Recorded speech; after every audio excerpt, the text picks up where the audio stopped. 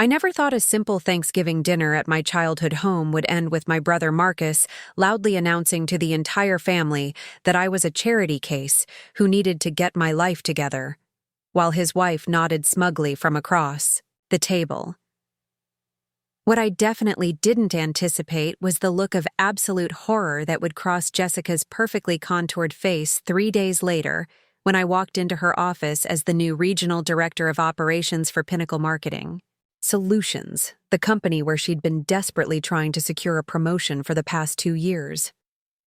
Before we jump back in, tell us where you're tuning in from, and if this story touches you, make sure you're subscribed, because tomorrow, I've saved something extra special for you.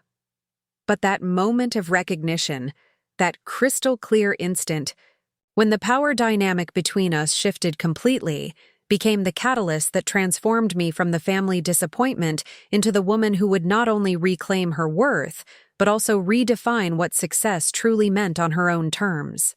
My name is Sarah Chen, and for the past 5 years, I'd been living what my family considered a mysteriously humble existence. While my older brother Marcus had climbed the corporate ladder at a prestigious investment firm, married Jessica, a ambitious marketing executive, and purchased a sprawling suburban mansion with all the trappings of conventional success, I had seemingly chosen a different path entirely. I lived in a modest 2-bedroom apartment in the arts district of downtown Portland, drove a reliable but unremarkable Honda Civic, and worked for what appeared to be a small nonprofit organization focused on sustainable business practices. My wardrobe consisted primarily of thrift store finds and vintage pieces that I'd carefully curated over time. To external observers, especially my status-conscious family, my lifestyle appeared to reflect either a lack of ambition or an inability to achieve financial stability. What they didn't understand, because I had never felt the need to explain it, was that my choices were entirely deliberate. The nonprofit organization where I worked, Green Future Consulting, was actually a subsidiary of Pinnacle Marketing Solutions, one of the fastest-growing marketing agencies on the West Coast. My role there involved developing sustainable business strategies for Fortune 500 companies, work that required extensive travel, strategic thinking, and the kind of high-level problem-solving that had earned me recognition throughout the industry. The modest apartment was a conscious choice. I preferred the vibrant energy of the arts district to the sterile perfection of suburban developments. The vintage clothing reflected my personal style, rather than financial constraints. The Honda Civic was practical for city driving and aligned with my environmental values. None of these choices indicated poverty or lack of success, but they certainly appeared that way to family members who measured worth exclusively through material displays. My mother, Linda Chen, had immigrated from Taiwan in her 20s, with nothing but determination and a fierce work ethic. She had built a successful accounting practice from scratch, eventually becoming one of the most respected tax specialists in the Pacific Northwest. Her success had been hard-won through decades of 16-hour days and careful financial planning. Understandably, she valued security and traditional markers of achievement. My lifestyle choices genuinely worried her because they seemed to reject everything she had worked to provide for her children. Marcus, 3 years older than me, had embraced Mom's values wholeheartedly. He excelled in school, earned an MBA from a prestigious university, and systematically climbed the corporate hierarchy with methodical precision. His marriage to Jessica had been as calculated as his career moves. She came from a well-connected family, shared his ambitions for social status, and brought networking opportunities that enhanced his professional prospects. Together, they represented the embodiment of conventional success that made our mother proud and fulfilled her immigrant dream of upward mobility. The contrast between Marcus's obvious achievements and my seemingly aimless lifestyle had become a source of ongoing family tension. Every holiday gathering included subtle questions about my career prospects, suggestions for more lucrative opportunities, and barely concealed disappointment about my choices. Marcus, whether intentionally or not, had become the golden child, whose success highlighted my apparent failures. Jessica amplified this dynamic with her own brand of competitive achievement seeking. She worked for a mid-level marketing firm where she managed social media campaigns for local businesses, a position she'd held for 3 years without significant advancement. Her frustration with her career plateau manifested as pointed comments about others' professional choices, particularly mine. She frequently shared unsolicited advice about networking strategies, professional development opportunities, and the importance of building a personal brand that reflected ambition rather than what she called artistic pretensions. The tension had been building for months before that particular Thanksgiving.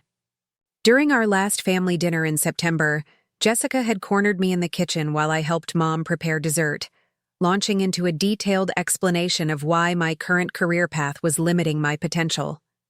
She'd recently attended a marketing conference where she'd learned about personal branding strategies for young professionals and felt compelled to share these insights with someone she clearly viewed as needing guidance.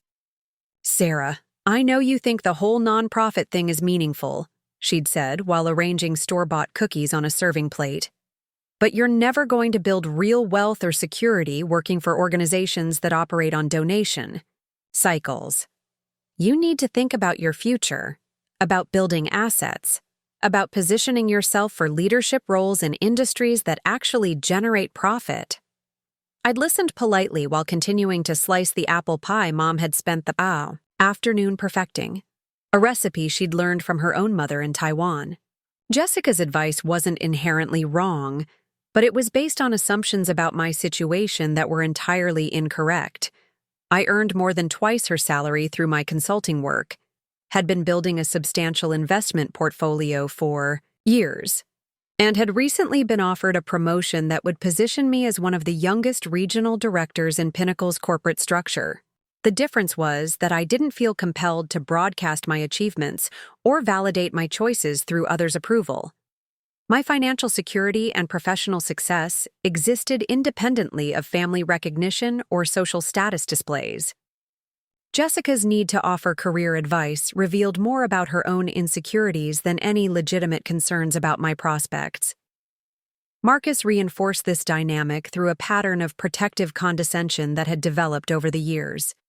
He frequently offered to help me out financially during family gatherings, suggestions that our parents interpreted as generous brotherly concern, but that felt patronizing given my actual circumstances.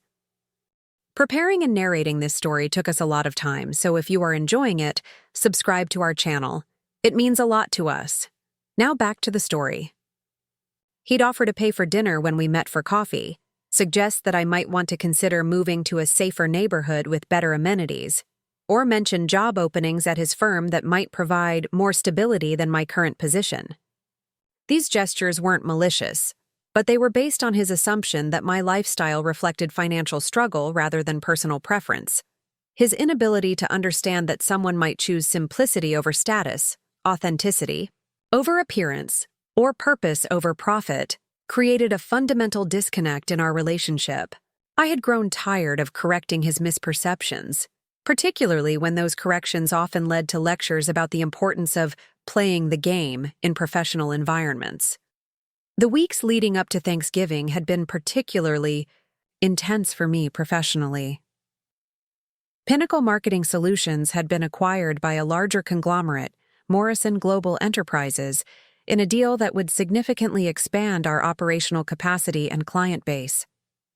As part of the transition, several new leadership positions had been created, including the Regional Director of Operations role for which I'd been recruited through an extensive interview process. The position represented everything I'd been working toward for the past 5 years. It would allow me to implement sustainable business practices on a much larger scale, working with multinational corporations to develop environmentally responsible marketing strategies while maintaining profitability. The salary was substantial.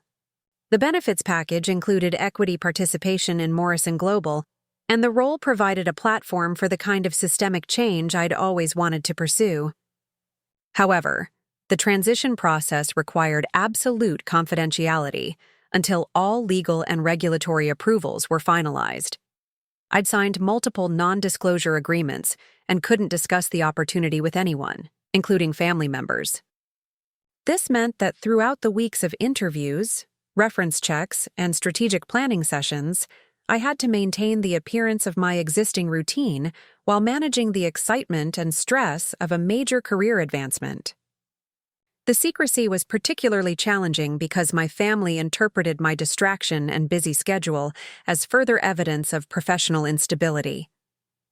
When I couldn't attend Marcus's birthday dinner because of a crucial video conference with Morrison Global's executive team, Jessica made pointed comments about the importance of family priorities over hobby jobs.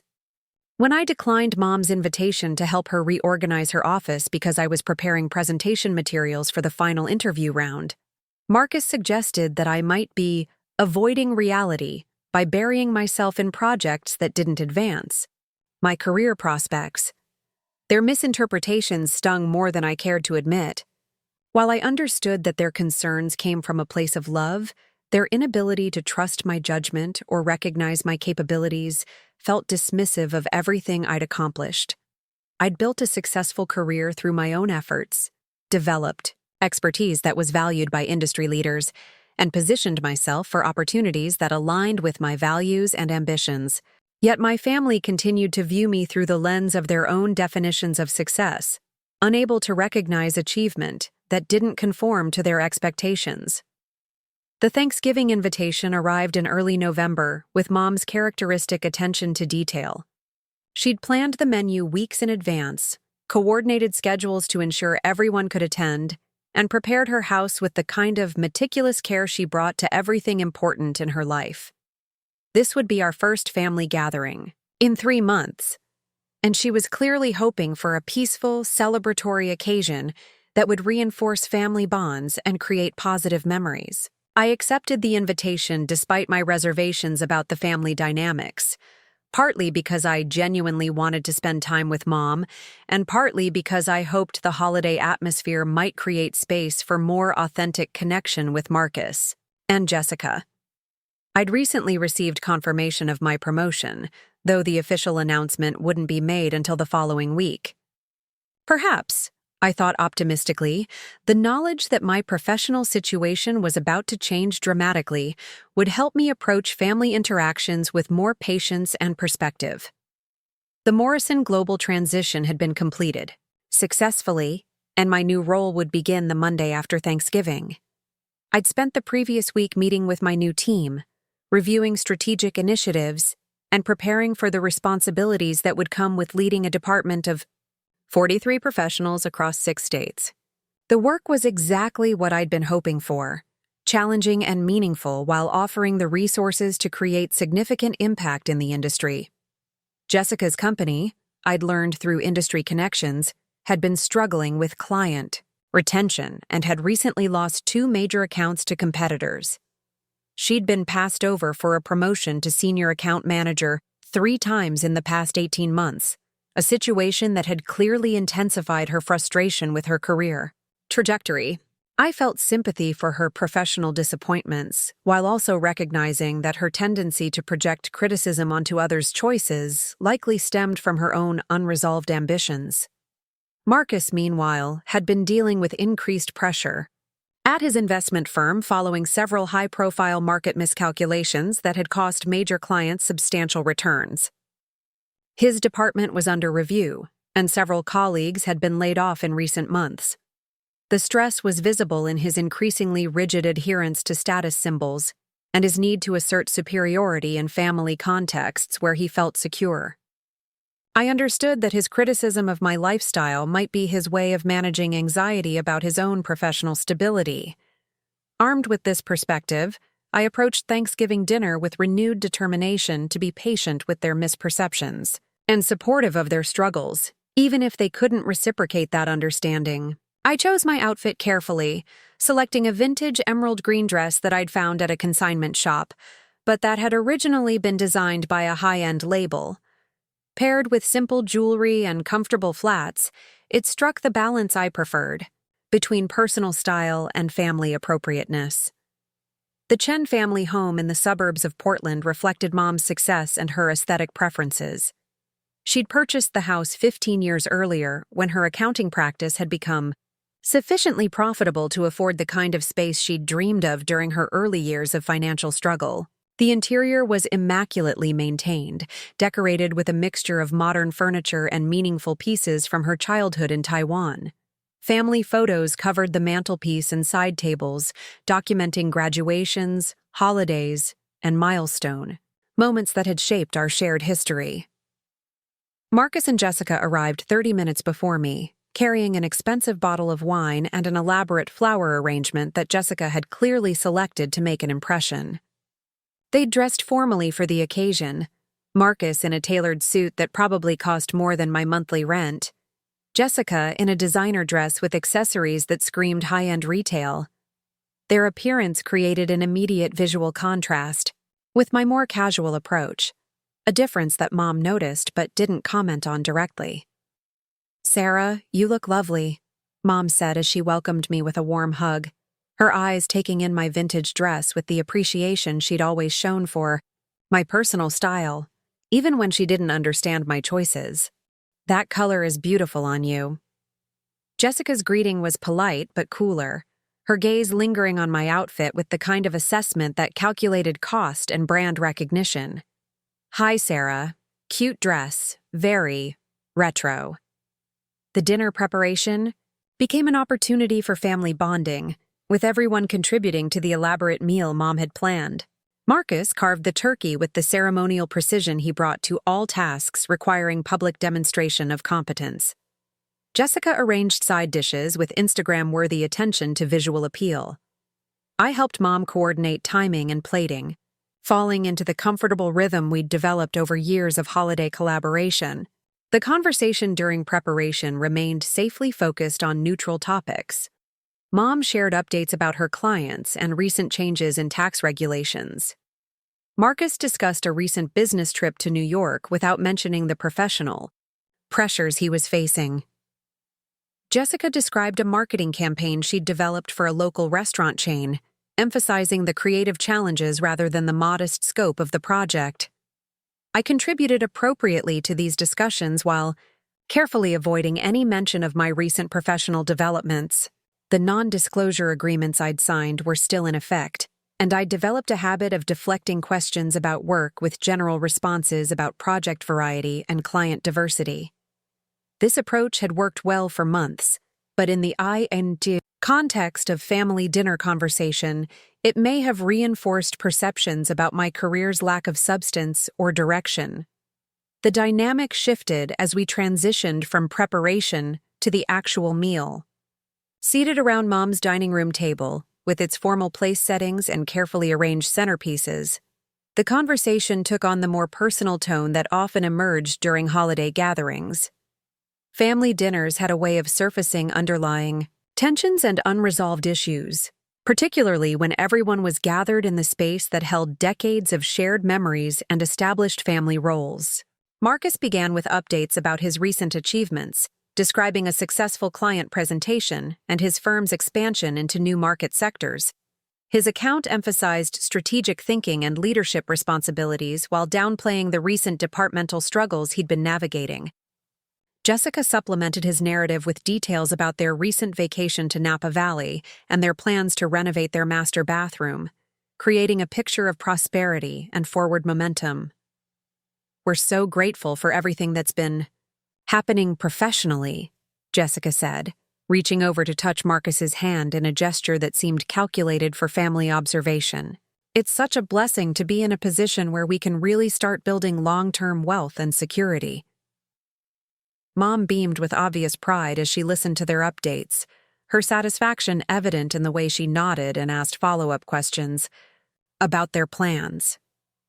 This was exactly the kind of success story she'd hoped for when she'd sacrificed so much to provide educational and professional opportunities for her children. Marcus's achievements validated her immigrant work ethic and represented the fulfillment of dreams she'd carried for decades. "And what about you, Sarah?" Mom asked, turning to me with the gentle expectation that I would share similar updates about my own progress and plans. "How are things going with your work? Are you still enjoying the projects you've been doing?" The question was innocent and well-intentioned, but it landed in the context of Marcus and Jessica's elaborate success narrative, making my situation appear even more modest by comparison.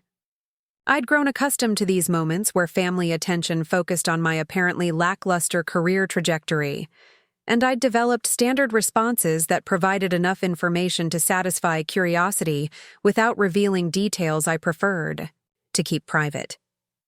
"Things are going really well," I replied, keeping my tone light and positive.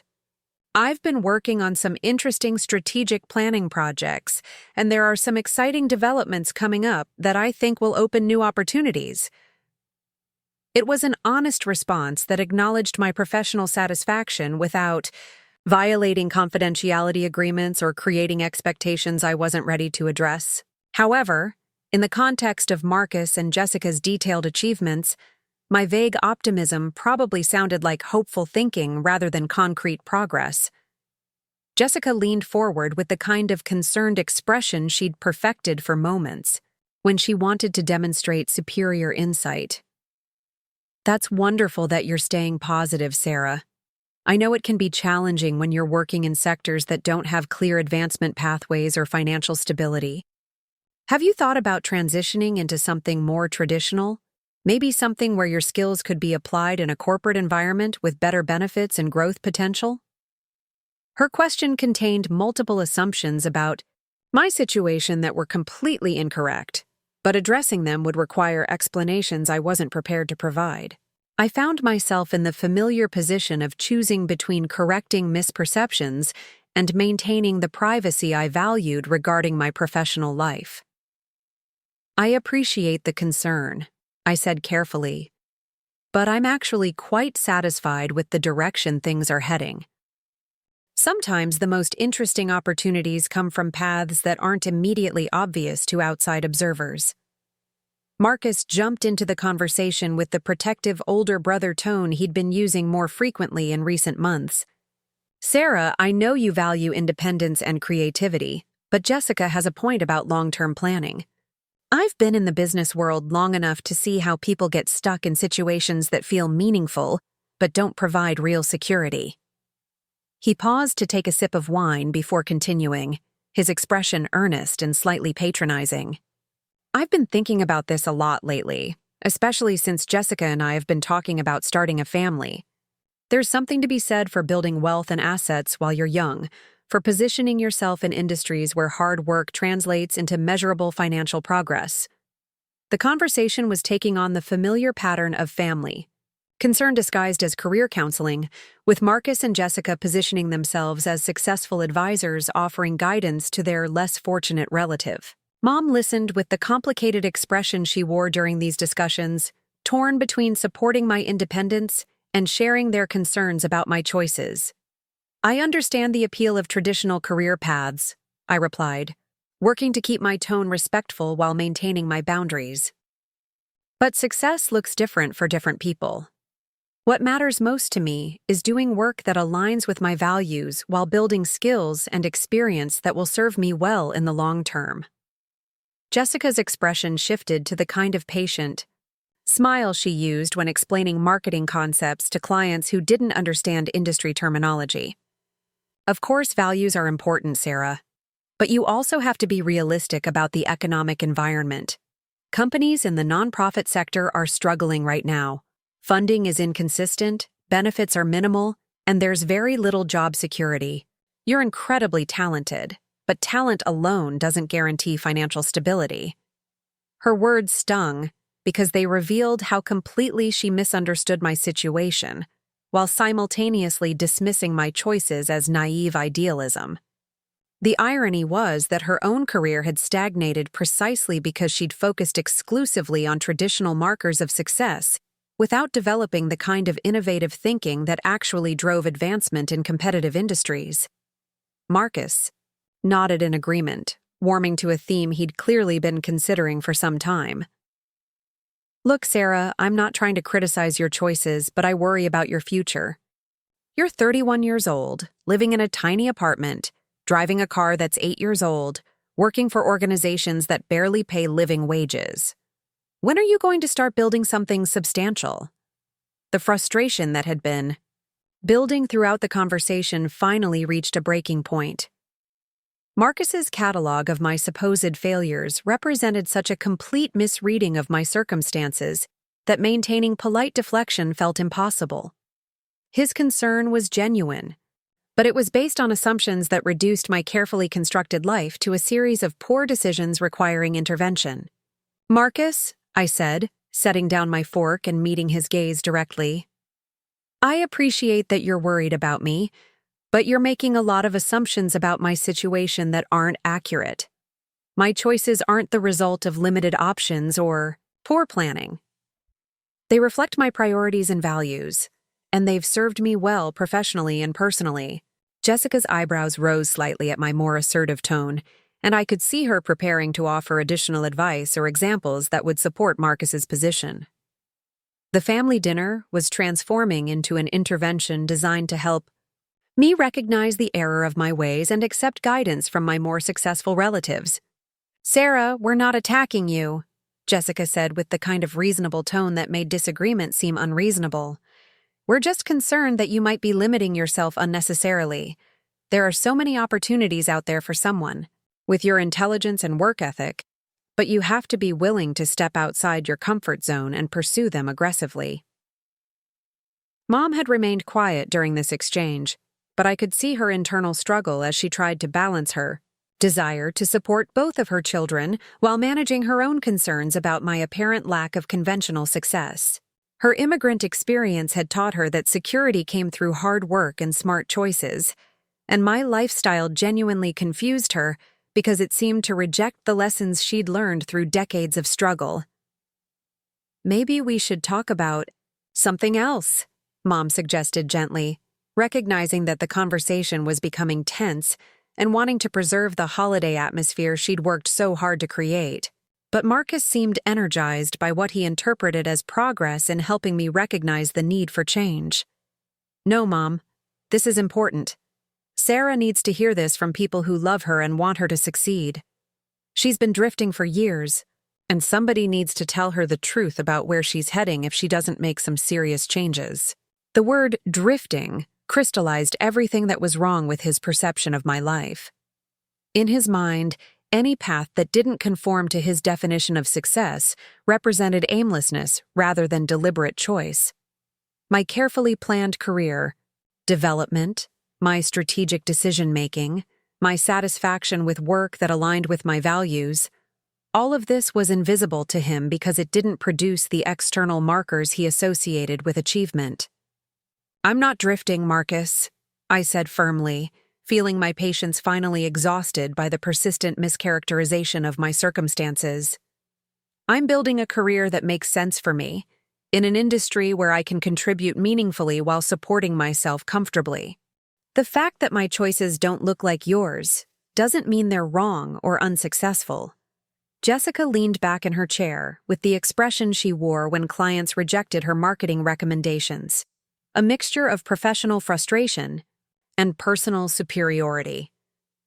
"Sarah, I think what Marcus is trying to say is that from the outside, it's hard to see evidence of the success you're describing. Your lifestyle doesn't really reflect financial stability or career advancement. Maybe you need to think about how you're presenting yourself and whether your choices are actually serving your long-term interests." The suggestion that my lifestyle was somehow dishonest or that I needed to present myself differently revealed so much about Jessica's values and insecurities. In her world, worth was determined by external validation and material display. The idea that someone might achieve success without broadcasting it, or that happiness might come from sources other than status accumulation, seemed genuinely incomprehensible to her. "I don't need to present myself differently," I replied, working to keep my voice level despite my growing frustration. "I'm comfortable with who I am and the choices I've made. I don't require external validation or approval to know that my life is working well for me." Marcus's expression shifted to the kind of determined patience he used during difficult client negotiations, a look that suggested he was prepared to persist until he achieved his desired outcome. "Sarah, denial isn't going to help you build a better future." Look around this table. Mom worked incredibly hard to give us opportunities, and I've used those opportunities to build security and success. Jessica has built a thriving career in marketing. We're not criticizing you to be mean. We're trying to help you recognize that you could be doing so much more with your potential. The comparison was particularly painful because it revealed how completely Marcus had internalized conventional definitions of success while dismissing any alternative approaches as failure. Jessica's thriving career consisted of managing social media accounts for small local businesses, work she'd been doing at the same level for 3 years without significant advancement. My actual achievements in sustainable business consulting, strategic planning, and systems development were invisible to him because they didn't conform to his expectations about how success should look. "Marcus, you keep talking about my potential as if I'm not currently using it," I said, feeling my composure beginning to slip despite my efforts to maintain family harmony. "You're making assumptions about my life based on external appearances, without actually understanding what I do or how well I'm doing it." Jessica's smile became more patronizing as she prepared to deliver what was clearly intended as a decisive argument. "Sarah, I think what we're all trying to say is that if you were really as successful as you claim, there would be more evidence of it. Success leaves traces. People who are doing well professionally and financially typically have lifestyles that reflect their achievements. The fact that you're still living like a college student at 31 suggests that maybe you need to be more honest with yourself about where you actually stand." The accusation that I was lying about my circumstances crossed a line that transformed my frustration into genuine anger. Jessica's need to be right about my supposed failures had led her to suggest that I was delusional or dishonest about my own life. Her inability to imagine success that didn't conform to her narrow definitions had become an attack on my character and integrity. "Jessica," I said, my voice now carrying an edge that made everyone at the table pay closer attention, "you're talking about my life as if you have any actual knowledge of my circumstances, my income, my career prospects, or my future plans. You don't. You're making judgments based on assumptions that reveal more about your limitations than mine." Mom reached over to touch my arm gently, her expression concerned about the escalating tension. "Sarah, honey, everyone here loves you and wants what's best for you. Maybe we could—" "No, Mom," I interrupted, standing up from the table as the weight of years of misunderstanding and condescension finally became unbearable. "I've listened to enough career advice from people who know nothing about my actual situation. I've been patient with assumptions and criticisms and suggestions that are based on complete ignorance of who I am and what I've accomplished." Marcus stood up as well, his face flushed with the kind of protective anger that emerged when he felt his authority was being challenged. "Sarah, you're being incredibly disrespectful to people who are trying to help you. This reaction just proves that you're not thinking clearly about your situation. My reaction proves that I'm tired of being treated like a charity case by people who have never bothered to actually understand my life," I replied, reaching for my purse with hands that were trembling slightly from the adrenaline of finally speaking directly about the family dynamic that had been frustrating me for years. Jessica's expression had shifted to cold satisfaction, as if my emotional response validated her assessment of my character and circumstances. "Sarah, walking away from difficult conversations is exactly the kind of behavior that holds people back professionally. Maybe this is why you've been struggling to advance in your career." The suggestion that my professional struggles stemmed from character flaws rather than their misperceptions was the final provocation I could tolerate. 3 years of patience, accommodation, and gentle deflection had achieved nothing except reinforcing their belief that they understood my situation better than I did. "You want to know about my career, Jessica?" I said, turning back to face the table where my family sat in various states of confusion and concern. "You want evidence of success that you can recognize and understand?" Marcus crossed his arms over his chest with the expression he wore when preparing for a negotiation he expected to win. Actually, yes. I think we'd all benefit from some honesty about where things actually stand for you professionally and financially. The moment hung in the air with the weight of years of accumulated misunderstanding and misplaced concern.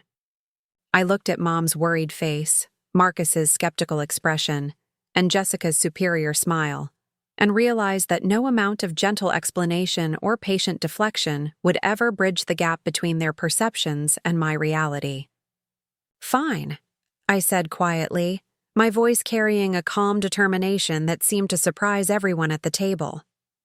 On Monday morning, I start my new position as Regional Director of Operations for Pinnacle Marketing Solutions, overseeing strategic initiatives for Morrison Global Enterprises across 6 states with a team of 43 professionals.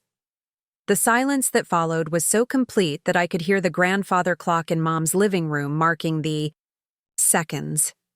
Jessica's smile had frozen in place as she processed what I'd just said, her expression shifting from superiority to confusion to something that might have been concern. "I'll be responsible for implementing sustainable business practices for Fortune 500 clients while managing an annual budget of $12 million, I continued, my voice growing stronger as I finally shared the achievements I'd been protecting through months of family criticism and career advice. Marcus's arms had uncrossed, and he was staring at me with the kind of focused attention he typically reserved for complex financial analyses. "Sarah, what are you talking about? You work for a nonprofit organization. Green Future Consulting is a subsidiary of Pinnacle Marketing Solutions," I explained, feeling a profound relief at finally being able to speak honestly about my professional life. "I've been developing sustainable business strategies for major corporations for the past 5 years.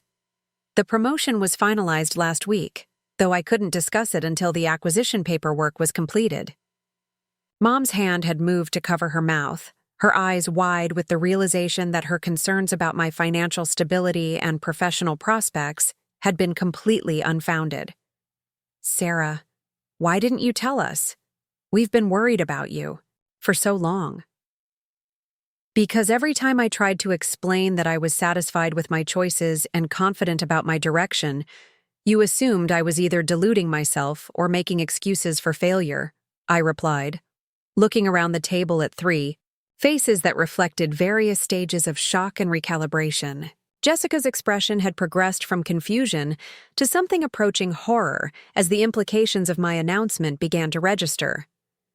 "Pinnacle Marketing Solutions," she repeated slowly, as if testing the words to make sure she'd heard correctly. "Yes," I confirmed, watching her face carefully. "Morrison Global Enterprises acquired them 3 weeks ago as part of their expansion into sustainable business consulting. My new role involves overseeing that integration while developing strategies for environmentally responsible marketing across all their client portfolios."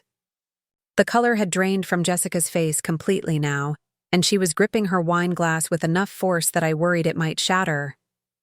"Morrison Global," she whispered, and I realized she was beginning to understand exactly what my announcement meant for her own situation. Marcus looked between Jessica and me with growing confusion, clearly sensing that something significant was happening, but not understanding the full implications. "I don't understand why this is such a big deal. Congratulations on the promotion, Sarah, but why all the secrecy?" "Because," Jessica said, her voice barely audible, "Morrison Global is the company that just acquired the firm where I work. Pinnacle Marketing Solutions is our new parent company." She paused, her eyes meeting mine with an expression of dawning comprehension and absolute dread. "Which means Sarah is about to become my boss." The silence that followed was profound and transformative, filled with the weight of completely reversed power dynamics and the collapse of carefully maintained assumptions about family hierarchy and professional achievement.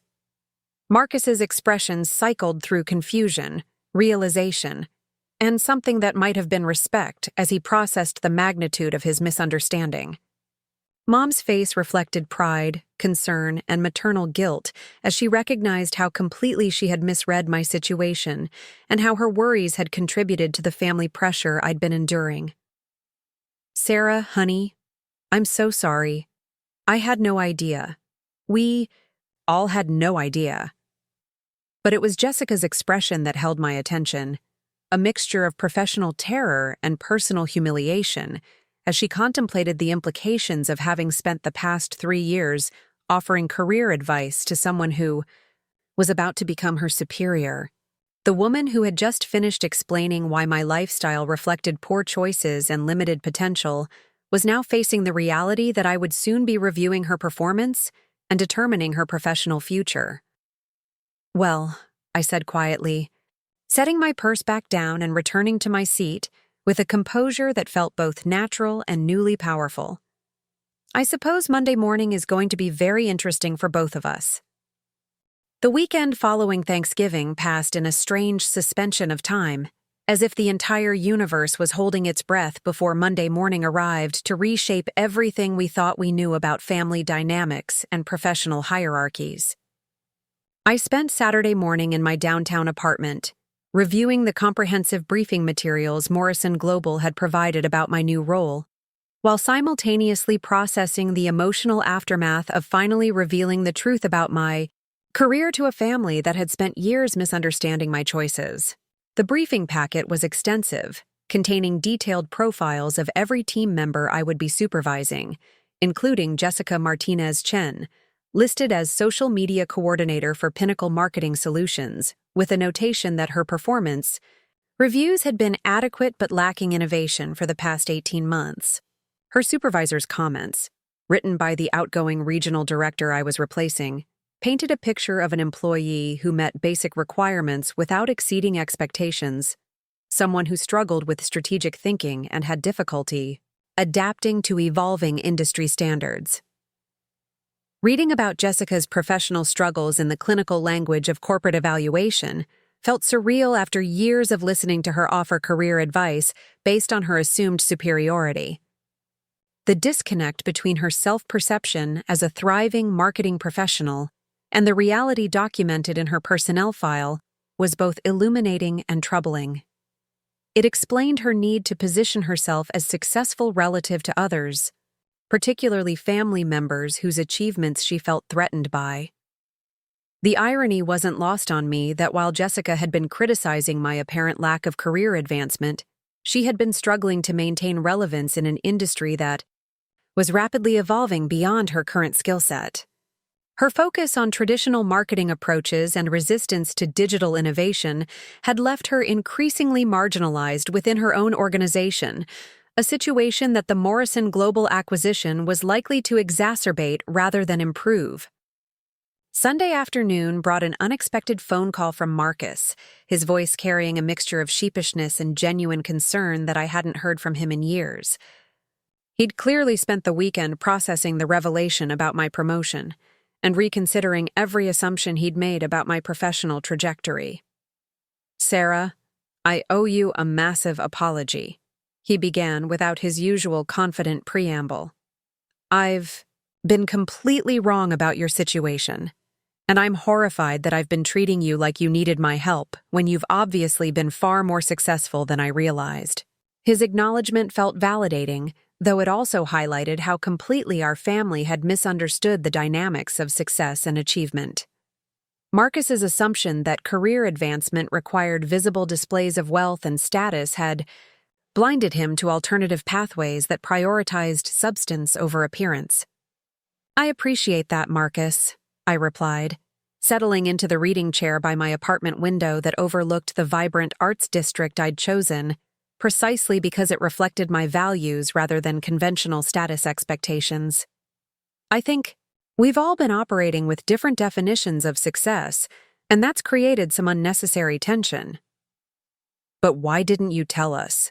he asked, his voice carrying the bewilderment of someone whose worldview had been fundamentally challenged. "We've been worried about you for years, offering advice and assistance that you clearly didn't need. Why let us think you were struggling when you were actually thriving?" The question deserved a thoughtful response because it touched on issues that extended far beyond our family dynamics to broader questions about authenticity, privacy, and the pressure to justify personal choices to others. I'd spent considerable time over the weekend reflecting on my own motivations for maintaining secrecy about my professional achievements. Partly because of confidentiality agreements, I explained, but mostly because I wanted my choices to be respected, independent of their outcomes. If I had to prove my success to justify my lifestyle, then the approval would be conditional rather than genuine. Marcus was quiet for several moments, processing this perspective. I never thought about it that way, he admitted finally. I guess I assumed that if you were doing well, you'd want to share that with family who care about you. I did want to share it, I clarified. But every time I tried to explain that I was happy with my direction, the response was advice about how to improve my situation rather than recognition that maybe my situation was already working well for me. The conversation continued for another hour, covering territory that we'd never explored despite decades of family gatherings and shared experiences. Marcus began to understand how his protective instincts had manifested as condescension, while I gained insight into the pressures he'd been facing at his own firm that had intensified his need to assert expertise and control in family contexts where he felt secure. "What about Jessica?" he asked eventually, his voice heavy with concern about the professional implications of our family revelation. "She's been dreading Monday morning since we left Mom's house. She's convinced you're going to fire her out. Of revenge for all the career advice she's given you over the years." The suggestion that I might use my professional authority to settle personal scores revealed Jessica's fundamental misunderstanding of both leadership principles and my character. It also indicated that she viewed power primarily as a tool for reward and punishment, rather than an opportunity to create value and support team development. "Marcus, I'm not interested in revenge," I said firmly. "I'm interested in helping my team succeed, which includes Jessica. Her performance issues aren't personal, and neither will be my approach to addressing them. But surely you must be angry about how she's treated you," he pressed, clearly struggling to reconcile professional objectivity with personal relationships. "She's been pretty condescending about your choices, and some of the things she said at dinner were really out of line." His observation was accurate, but it reflected the same confusion between personal and professional dynamics that Jessica was experiencing. The ability to separate individual feelings from organizational responsibilities was a fundamental leadership skill, one that I'd spent years developing through complex client relationships and team management challenges. "I'm disappointed by some of her assumptions and comments," I acknowledged. "But my role as her supervisor requires me to focus on her professional development rather than personal grievances. If Jessica can adapt to new expectations and improve her performance, then our family relationship doesn't need to impact our working relationship." Monday morning arrived with the crisp clarity of a Pacific Northwest autumn, the kind of weather that made Portland's downtown district feel energized and purposeful. I dressed carefully for my first day as regional director, selecting a charcoal gray suit that projected authority without intimidation, paired with a silk blouse in deep forest green that provided a subtle nod to my commitment to environmental sustainability. The Morrison Global building occupied an entire city block in the financial district, its glass and steel architecture reflecting the company's emphasis on transparency and innovation. The executive floors had been redesigned following the Pinnacle acquisition to accommodate the expanded leadership structure, and my new office occupied a corner space with panoramic views of the Willamette River and the Cascade Mountains beyond. The office itself was a marked contrast to my previous workspace at Green Future Consulting, where the nonprofit subsidiary had emphasized practical functionality and environmental responsibility. The corporate headquarters reflected Morrison Global's position as an industry leader. The furniture was high-end but sustainable. The technology was cutting-edge, and the overall design created an environment that felt both professional and inspiring. My assistant, Maria Rodriguez, had been with Morrison Global for 8 years and had specifically requested the transfer to support the new regional director position. Her efficiency was immediately apparent as she guided me through the mornings, orientation meetings, and provided context about the team dynamics I would be inheriting. The integration has been challenging for some of the Pinnacle employees, she explained as we reviewed the day's schedule. They're concerned about job security and changes to company culture. Several team members have expressed anxiety about working for a larger corporation after being part of a more intimate organizational structure. Her briefing included specific insights about individual team members, their strengths, areas for development, and their adaptation to the recent organizational changes. Jessica's profile was diplomatically phrased, but clearly indicated someone who was struggling with the transition and whose performance had declined since the acquisition announcement. Jessica Martinez Chen has particular concerns about the new reporting structure, Maria noted carefully. She's mentioned to colleagues that she's worried about potential conflicts of interest related to family connections within the leadership team. The irony was striking. Jessica's assumption that family relationships would create professional conflicts revealed her own tendency to blur personal and professional boundaries, the same pattern that had led her to offer unsolicited career advice based on assumptions rather than understanding. Her concern about conflicts of interest was projection, attributing to me the behavior patterns that characterized her own approach to workplace dynamics. The team meeting was scheduled for 10 o'clock in the main conference room, a space designed to accommodate both in-person and virtual participants from across the 6-state region I would be overseeing. As I prepared my opening remarks, I focused on establishing clear expectations for professional conduct, transparent communication, and collaborative problem-solving that would characterize our working relationship moving forward. Jessica arrived 15 minutes early, her professional demeanor carefully composed, but her underlying anxiety visible in the way she organized and reorganized her materials while avoiding direct eye contact. She'd chosen a conservative business suit in navy blue, paired with minimal jewelry and neutral makeup that seemed calculated to project competence and seriousness. The contrast with her usual confident social presence was striking and somewhat concerning from a team management perspective. The other team members filtered in gradually, their attitudes ranging from curious optimism to cautious apprehension.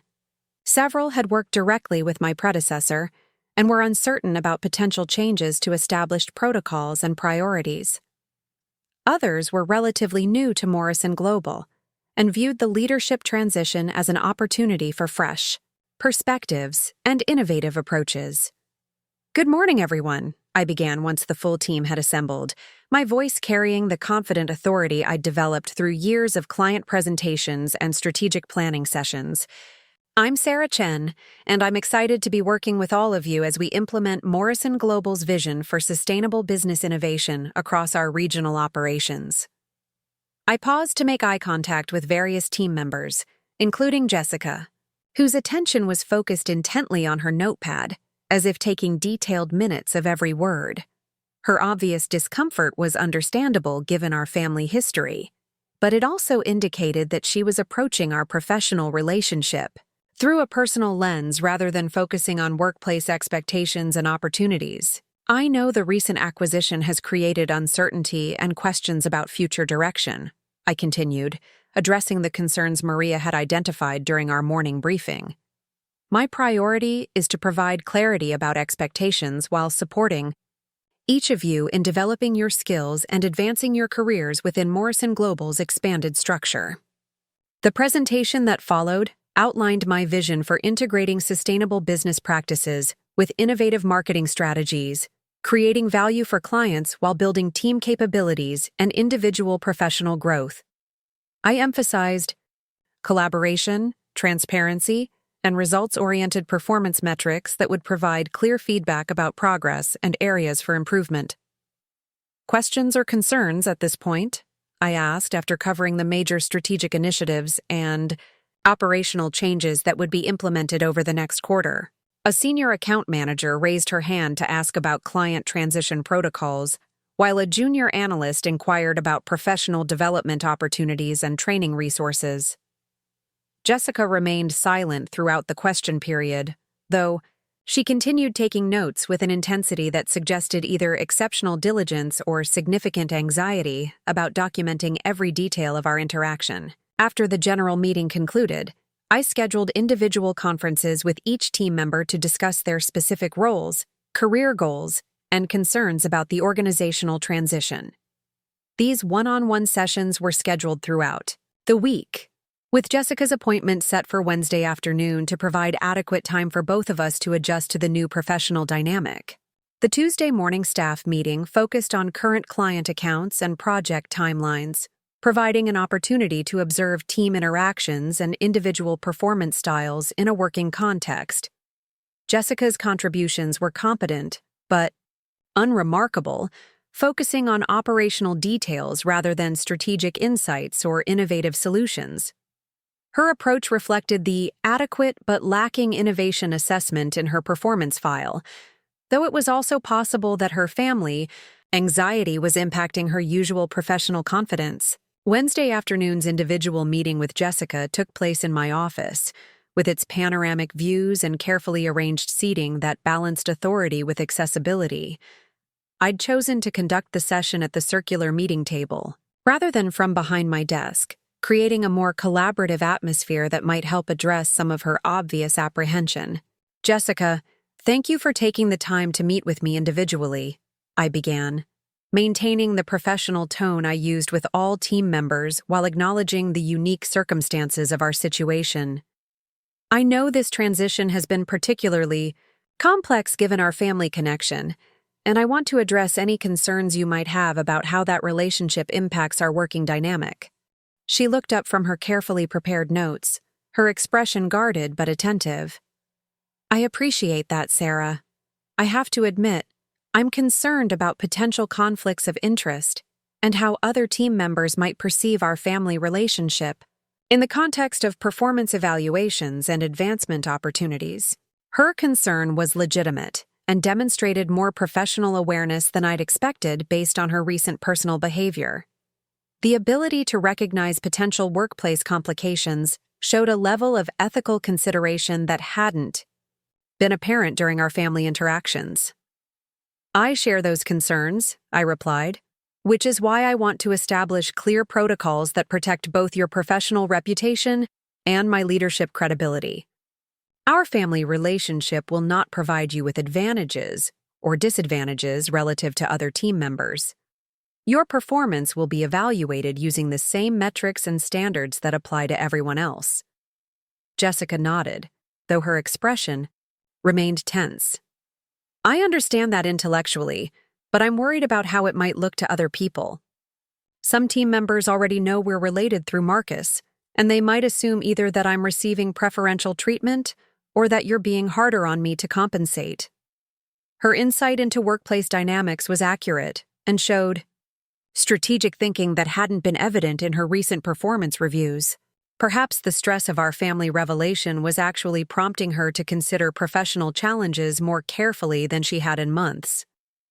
"That's a valid concern," I acknowledged, "and one that requires ongoing attention from both of us. Your success in this role depends on your colleagues recognizing your contributions as legitimate and earned, rather than attributed to family connections." I leaned forward slightly, shifting to a more collaborative tone. "Jessica, I've reviewed your performance history and recent project work. There are areas where I think you have significant potential for growth, particularly in strategic thinking and digital innovation. I'm interested in supporting that development if you're committed to the effort required." Her surprise was evident, though she tried to mask it with professional composure. I was concerned that you might be looking for reasons to transfer me to a different department or recommend me for positions outside the company." The assumption revealed how completely she'd misunderstood both my leadership approach and the purpose of our professional relationship. Her expectation of punitive action reflected the same zero-sum thinking that had characterized her approach to family dynamics where success required diminishing others rather than creating mutual value. Jessica, my job is to build a successful team that delivers exceptional results for Morrison Global's clients, I explained. That requires developing everyone's capabilities, not eliminating people who need additional support or training. Your success contributes to my success and the team's success. Relief was visible in her expression, though it was mixed with uncertainty about how to proceed in this new dynamic. What kind of development are you thinking about? I know my recent performance reviews have been less impressive than I'd hoped. Her acknowledgement of performance issues was encouraging and suggested a level of self-awareness that could support meaningful improvement. Many employees in her situation would have become defensive or attempted to justify inadequate results, rather than accepting responsibility for professional growth. I'd like to start with strategic thinking development, I replied, pulling out a folder containing resources I'd prepared for several team members who showed similar potential. Your operational skills are solid, but client expectations are evolving toward more innovative and integrated approaches. That requires the ability to see connections between different marketing channels and business objectives. Over the next 45 minutes, we discuss specific development goals, training opportunities, and performance metrics that would track her progress over the next quarter. Jessica engaged with the conversation more actively than I'd expected, asking thoughtful questions and suggesting areas where she felt additional support would be beneficial. I realize I've been resistant to some of the digital marketing innovations, she admitted toward the end of our meeting. I've been comfortable with traditional approaches, but I can see that clients are expecting more sophisticated integration across platforms. Her recognition of industry evolution was a positive sign, though it also highlighted how her comfort with established methods had prevented her from adapting to changing professional requirements. The same pattern was evident in her approach to family relationships, where she'd relied on assumptions and established hierarchies rather than engaging with evolving dynamics. Change is challenging for everyone, I replied, but it's also where the most interesting opportunities emerge. The clients who are most interested in sustainable business practices are often the ones pushing for innovative marketing strategies. Your experience with traditional approaches could actually be valuable if you can learn to integrate them with newer methodologies. As the meeting concluded, Jessica gathered her materials with notably less tension than she'd displayed at the beginning of our conversation.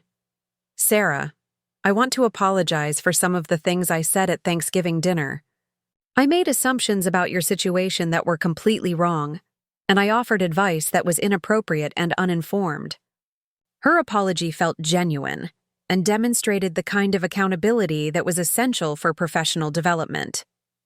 The ability to acknowledge mistakes and learn from them was often more valuable than avoiding errors entirely. I appreciate that, Jessica, I replied. I think we've all learned something about the importance of understanding situations before offering judgments or advice. What matters now is how we move forward professionally and personally. The remainder of the week involved similar individual meetings with other team members, each revealing different strengths, challenges, and opportunities for development. What emerged was a picture of a capable team that had been operating below its potential due to unclear expectations and insufficient support for professional growth. By Friday afternoon, I developed comprehensive development plans for each team member, identified key performance metrics for the quarter, and established communication protocols that would support both individual success and team collaboration. The integration of sustainable business practices with innovative marketing strategies was proceeding ahead of schedule, and initial client feedback had been overwhelmingly positive. Jessica's behavior throughout the week had been notably more professional and focused than her personnel file had suggested. The combination of clear expectations, genuine support, and accountability seemed to be bringing out capabilities that had been dormant during the uncertainty of the acquisition process. Friday's team meeting provided an opportunity to share preliminary results from our strategic initiatives and gather feedback about the new operational structure. The energy in the room was markedly different from Monday's cautious apprehension, with team members actively contributing ideas and volunteering for additional responsibilities. The client response to our integrated sustainability messaging has exceeded projections, reported David Kim, the senior account manager who had initially been skeptical about combining environmental initiatives with traditional marketing approaches. 3 potential clients have specifically mentioned our innovative approach as a factor in their decision to request proposals. Jessica contributed a detailed analysis of social media engagement patterns that showed significant improvement in audience response to content that highlighted clients' environmental commitments. Her presentation was thorough and insightful, demonstrating strategic thinking that hadn't been evident in her previous work. These results suggest that our approach is resonating with target demographics in ways that traditional marketing strategies haven't achieved, she concluded, her confidence notably stronger than it had been during Monday's meeting. The transformation in team dynamics over a single week was remarkable, though it also highlighted how much potential had been unrealized under the previous management structure. Clear communication, consistent support, and well-defined expectations had created an environment where individual strengths could contribute to collective success. As the team meeting concluded and people gathered their materials to leave for the weekend, Jessica approached my desk with a tentative expression that indicated she wanted to continue our earlier conversation. "Sarah, do you have a few minutes?" she asked, her tone carrying the same mixture of professional respect and personal uncertainty that had characterized our interactions throughout the week. "Of course," I replied, gesturing toward the chairs by the window where we could speak privately while the office emptied around us. She settled into the chair across from me, organizing her thoughts before speaking. "I've been thinking about our conversation on Wednesday and about some of the assumptions I've been making about success and career development. I realize I've been approaching professional growth from a pretty limited perspective." Her reflection was encouraging and suggested that our family revelation had prompted broader reconsideration of her values and goals.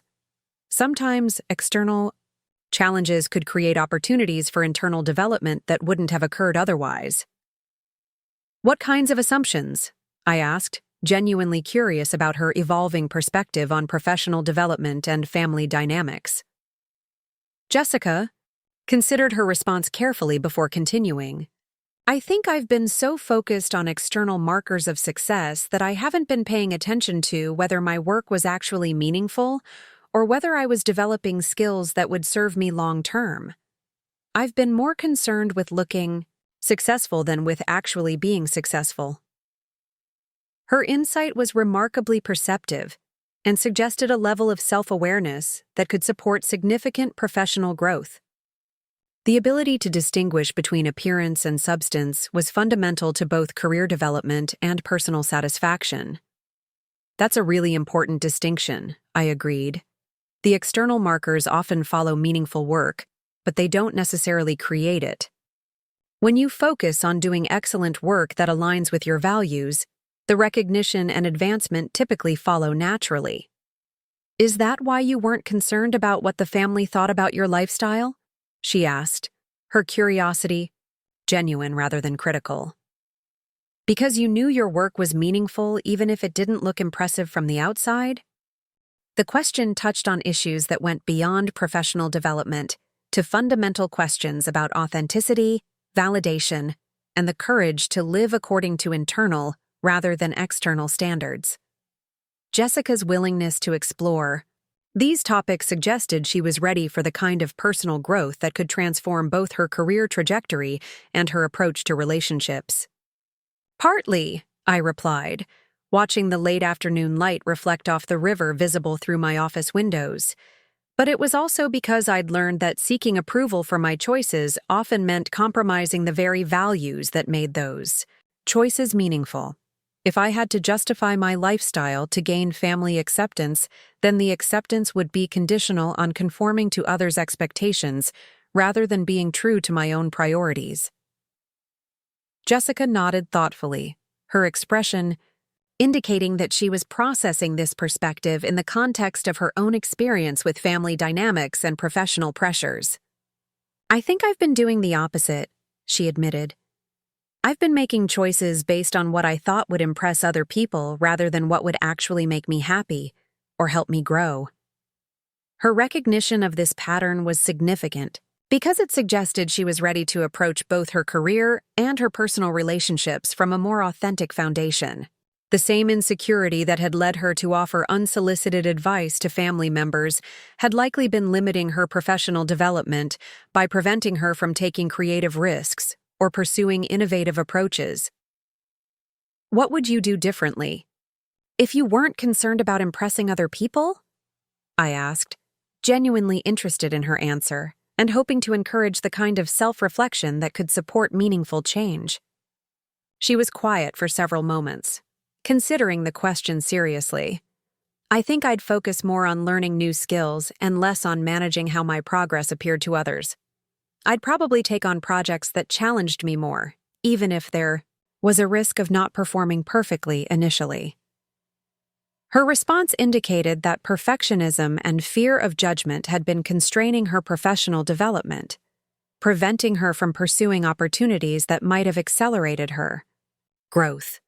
The same pattern was evident in her approach to family relationships, where she'd focused on maintaining an image of success rather than engaging authentically with the people she cared about. Those are exactly the kinds of challenges that lead to breakthrough development, I observed. The clients who are most interested in innovative marketing approaches are often willing to work with team members who are growing their skills, as long as they're committed to excellence and continuous improvement. Jessica's expression brightened, with what appeared to be genuine excitement about the possibilities we were discussing. Do you think there might be opportunities for me to work on some of the more innovative projects you mentioned during Monday's meeting? Her interest in challenging assignments was encouraging and suggested that our conversation had helped her recognize the difference between safe, predictable work and the kind of professional development that created long-term career advancement. The willingness to risk initial imperfection in service of learning was often the distinguishing factor between employees who thrived and those who remained static. Absolutely, I replied. There are several clients who specifically requested teams that could integrate sustainability messaging with digital innovation. Those projects require exactly the kind of strategic thinking and creative problem-solving that you've been developing this week. As our conversation continued, Jessica's enthusiasm became increasingly evident. The prospect of meaningful work that challenged her capabilities seemed to energize her in ways that her previous focus on appearance and status had not. The transformation in her demeanor over the course of a single week was remarkable and suggested that she had significant unrealized potential that had been constrained by limiting beliefs about success and professional development. By the time we concluded our discussion, the office had emptied except for the security staff and cleaning crew that maintained the building during evening hours. The city lights were beginning to illuminate the downtown district, creating a backdrop that reflected the energy and possibility that characterized Portland's business community. Sarah, thank you for this conversation and for the approach you've taken to our working relationship, Jessica said as we gathered our things to leave. I was terrified about Monday morning, and I never expected that working for you would actually help me see opportunities I'd been missing. Her gratitude felt genuine and reflected a maturation in her understanding of leadership, professional development, and the difference between power that constrains and power that enables growth. The fear she'd experienced about our working relationship had been based on assumptions about how authority operates, assumptions that reflected her own approach to power rather than alternative models focused on collaborative success. Jessica, I'm excited to see what you accomplish over the next few months, I replied honestly. You have capabilities that haven't been fully utilized, and I think the combination of challenging projects and supportive feedback could help you reach levels of performance that surprise both of us. As we waited for the elevator that would take us down to the parking garage, I reflected on how completely the dynamic between us had shifted over the course of a single week. The woman who had spent Thanksgiving dinner offering me career advice based on assumptions about my limitations, had become someone actively seeking opportunities to grow beyond her own constraints. The elevator arrived with a soft chime, and as we descended toward the parking level, Jessica spoke once more, her voice carrying a thoughtfulness that had been absent from our family interactions. "I think I understand now why you weren't bothered by our criticism at dinner," she said. "When you know who you are and what you're building, other people's opinions become less important than staying true to your own path." Her insight was precisely accurate and represented a fundamental shift in perspective that could transform both her professional trajectory and her approach to personal relationships. The courage to live authentically rather than seeking constant validation was often the foundation for both career success and personal satisfaction. "Exactly," I agreed, as the elevator doors opened to reveal the underground parking area where our cars waited in the fluorescent-lit silence. "And now you get to discover what your own authentic path looks like when you're not trying to impress anyone else." As we walked toward our respective vehicles, I felt a profound sense of satisfaction about the week's developments. The revelation about my promotion had initially seemed like it might create complications in both family and professional relationships. Instead, it had become the catalyst for conversations and growth that might never have occurred otherwise.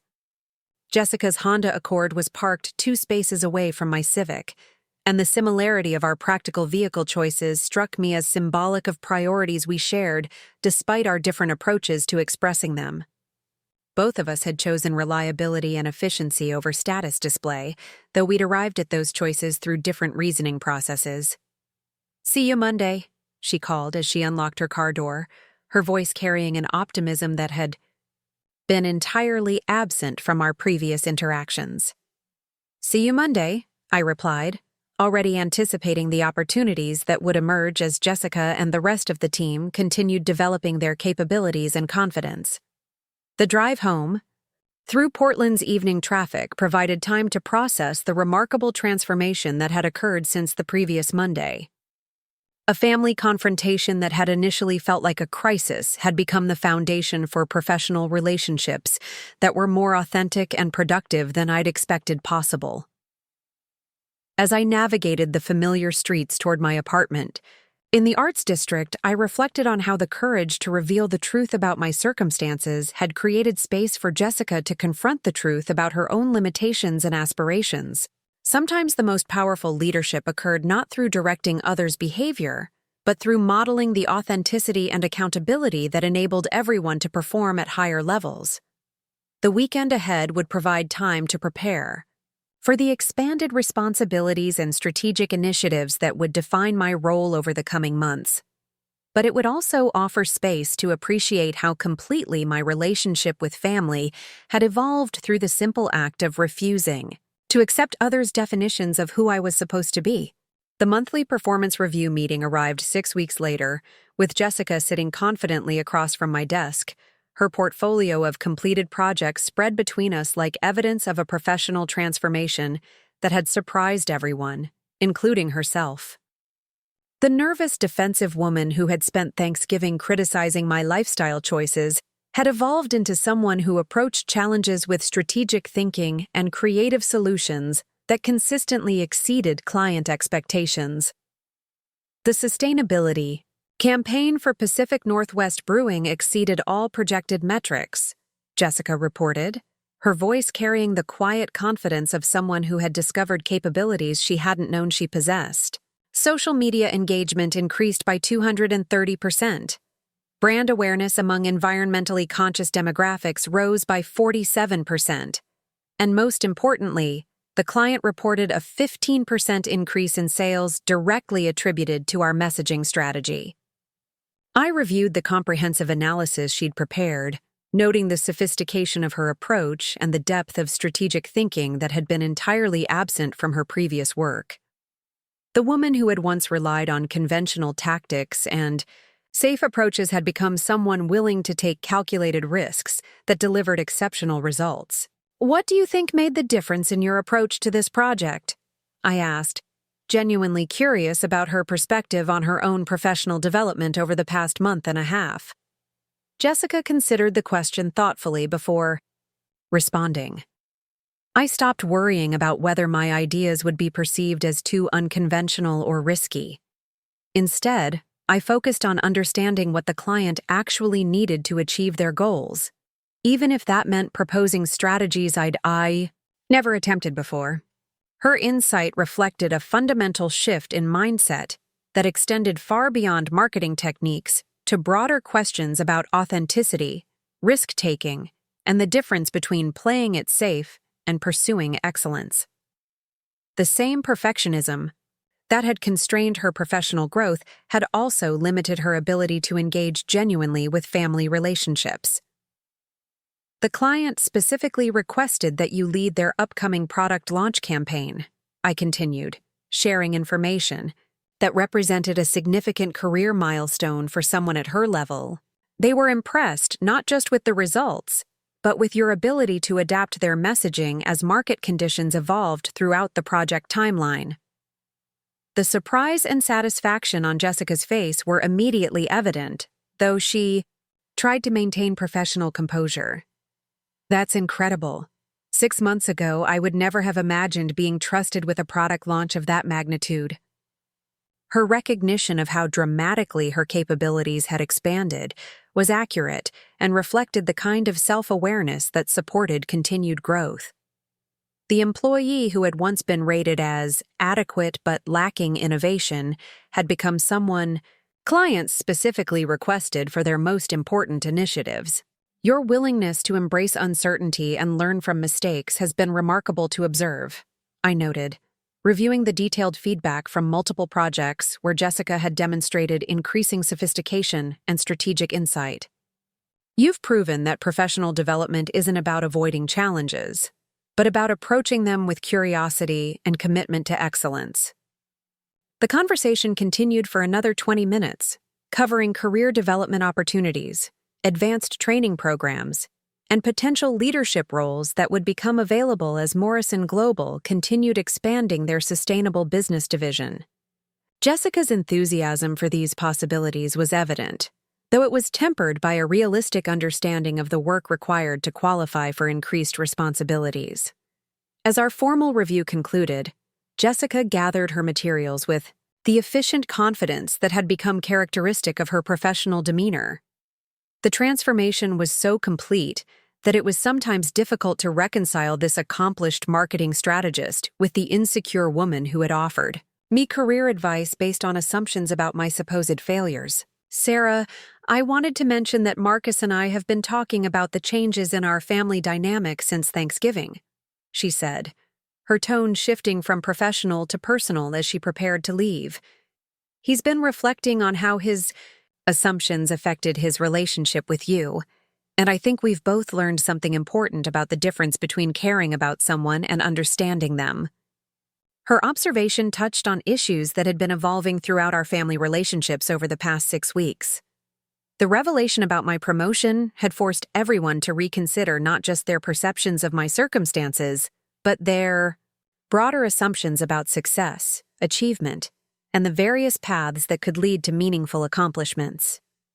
How are things between you and Marcus now?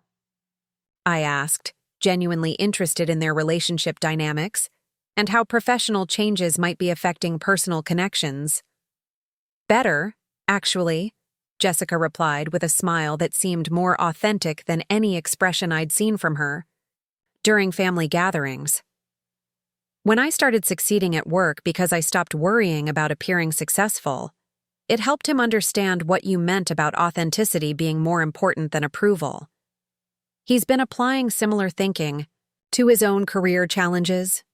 The ripple effects of individual growth often extended far beyond the person experiencing the development, influencing relationships and inspiring others to examine their own limiting beliefs and assumptions.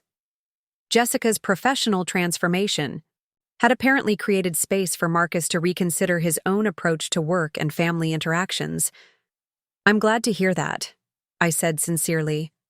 I think we all benefit when we can support each other's authentic choices rather than trying to impose our own definitions of success. A soft knock on my office door interrupted our conversation, and Maria Rodriguez entered with an expression that indicated important developments requiring immediate attention. "Ms. Chen, I have Morrison Global's CEO on line 1, she announced. "He's calling about the quarterly performance reports and wants to discuss expansion opportunities for the sustainability division." The timing was perfect, as Jessica's projects had been specifically highlighted in the reports that would be discussed during this call. Her work had not only exceeded expectations, but had become a model for the kind of innovative thinking Morrison Global wanted to cultivate across all their divisions. "Jessica, would you be available to join this call?" I asked, recognizing an opportunity for her to receive direct recognition from senior leadership while contributing to strategic planning discussions. "Your Pacific Northwest Brewing campaign has been specifically mentioned as an example of the approach we want to implement company-wide." Her eyes widened with surprise and excitement, though she maintained the professional composure that had become second nature over the past month. "Absolutely. I'd be honored to participate." The conference call that followed lasted nearly an hour, with Morrison Global's CEO, David Morrison, expressing enthusiasm about the regional performance metrics and particularly interested in the innovative approaches that had generated such impressive client results. Jessica's contributions to the conversation were thoughtful and strategic, demonstrating the kind of leadership potential that positioned her for significant advancement within the organization. "Ms. Martinez Chen, your sustainability campaign work represents exactly the kind of forward-thinking approach we want to expand throughout Morrison Global," David Morrison said directly to Jessica during the call. "I'd like to discuss opportunities for you to develop similar strategies for our international clients." The offer represented a career advancement that would have been unimaginable 6 weeks earlier, when Jessica's performance reviews reflected competence without distinction. Her transformation from adequate employee to strategic innovator illustrated the potential that could be unlocked when people felt supported in taking creative risks rather than constrained by fear of failure. After the call concluded, Jessica remained seated across from my desk, her expression reflecting amazement at how completely her professional trajectory had shifted in such a short period of time. "6 weeks ago, I was worried about keeping my job," she said quietly. "Now I'm being considered for international assignments that could shape my entire career. How did this happen so quickly?" Her question reflected genuine curiosity about the factors that had contributed to her rapid development, and the answer revealed important insights about leadership, motivation, and the conditions that enable people to perform at levels they hadn't previously achieved. "You always had these capabilities," I explained. "What changed wasn't your potential, but your willingness to risk imperfection in service of learning. When you stopped trying to appear successful and started focusing on actually being successful, you discovered strengths you didn't know you had." Jessica nodded thoughtfully, her expression indicating that she was processing this perspective in the context of both professional and personal growth. "I think I was so afraid of making mistakes that I wasn't taking on challenges that would help me develop new skills." Her recognition of this pattern was significant because it highlighted how perfectionism and fear of judgment could actually prevent the kind of growth that led to genuine achievement. The same dynamic had been evident in her family relationships, where her need to appear knowledgeable had prevented her from engaging authentically with people whose experiences differed from her assumptions. The international opportunity would involve working directly with sustainability-focused companies in emerging markets, I continued, sharing additional details about the position David Morrison had referenced during our call. It would require travel, cultural adaptation, and the ability to develop marketing strategies for business environments that operate very differently from North American markets. The excitement in Jessica's expression was immediate and genuine, reflecting the enthusiasm of someone who had discovered that challenging work was more satisfying than safe, predictable assignments. "That sounds incredible. 6 months ago, I would have been terrified by the uncertainty and complexity. Now it sounds like exactly the kind of opportunity I want to pursue." Her transformation in attitude toward uncertainty and challenge was remarkable and reflected a fundamental shift in how she approached both professional and personal growth. The woman who had once offered career advice based on assumptions about the importance of safety and conventional success had become someone actively seeking opportunities that required courage and adaptability. As afternoon transitioned to evening, our conversation continued to explore the implications of her potential international assignment and the skills she would need to develop to succeed in that role. The discussion was both strategic and personal, covering not just professional requirements, but the personal growth that would be necessary to thrive in unfamiliar cultural contexts. I keep thinking about what you said at Thanksgiving, about not needing external validation to know that your life was working well for you, Jessica reflected as our meeting drew toward a close.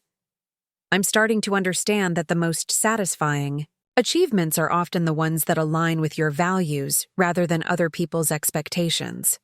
Her insight was particularly meaningful because it demonstrated that her professional development had been accompanied by personal growth that would serve her well regardless of specific career outcomes. The ability to make decisions based on internal standards rather than external approval was fundamental to both professional success and personal satisfaction. That understanding will serve you well in international work, I observed. Different cultures have different definitions of success and different approaches to business relationships. The ability to stay grounded in your own values while adapting to new environments is essential for global effectiveness. By the time Jessica left my office that evening, the sun was setting over the Willamette River, painting the sky in brilliant oranges and purples that reflected off the glass buildings of Portland's downtown district. The view from my office windows had become a daily reminder of the beauty and possibility that existed when people were willing to look beyond conventional boundaries and explore new territories. The following Monday brought news that Jessica's international assignment had been formally approved, with a start date that would allow her to complete her current client commitments while participating in cultural preparation and language training programs. The opportunity represented not just career advancement, but the kind of meaningful work that aligned with her evolving values and professional aspirations. The farewell team meeting was scheduled for her last Friday, providing an opportunity for colleagues to celebrate her achievements and express appreciation for the contributions she'd made during her transformation period. The atmosphere was festive and supportive, reflecting the positive team culture that had developed as individual members had been encouraged to pursue excellence rather than conformity. Jessica's evolution over the past 2 months has been inspiring for all of us, noted David Kim during his remarks to the assembled team. She's demonstrated that professional growth isn't limited by previous performance when someone is committed to continuous learning and willing to embrace challenging opportunities. Jessica's response was gracious and reflective, acknowledging the support she'd received while taking responsibility for the choices that had enabled her development.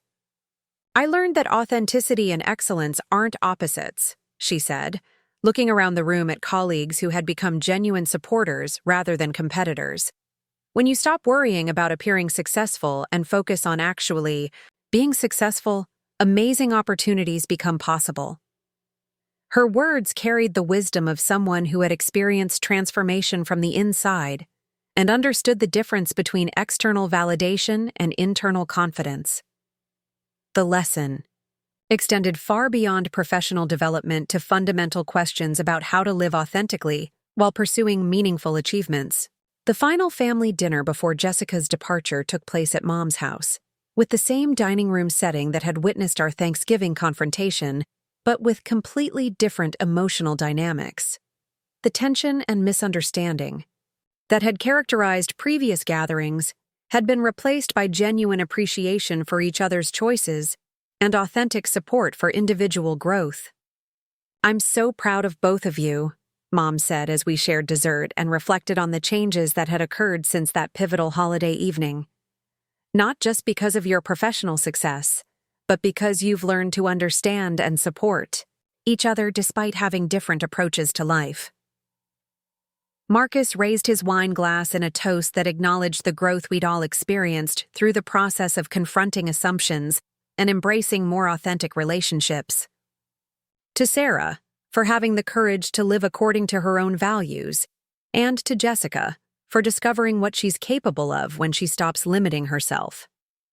The toast was followed by conversations that explored the lessons we'd learned about family support, professional development, and the importance of understanding before judging. The evening felt like a celebration, not just of individual achievements, but of the deeper connections that had emerged from our willingness to be vulnerable and honest with each other. As Jessica prepared for her international assignment and I continued developing Morrison Global's sustainability initiatives, our relationship had evolved into something neither of us could have anticipated during that tense Thanksgiving confrontation. The woman who had criticized my lifestyle choices had become a trusted colleague whose professional growth validated the leadership approach I'd developed through years of experience.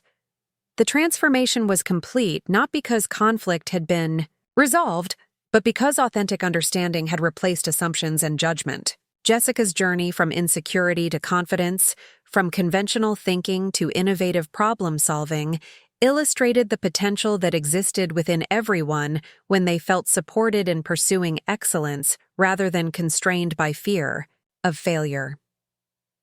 Standing in my office on Jessica's final day, watching her pack the materials and mementos she'd accumulated during her time with our team, I reflected on how completely our dynamic had shifted from that moment of revelation at Mom's dinner table.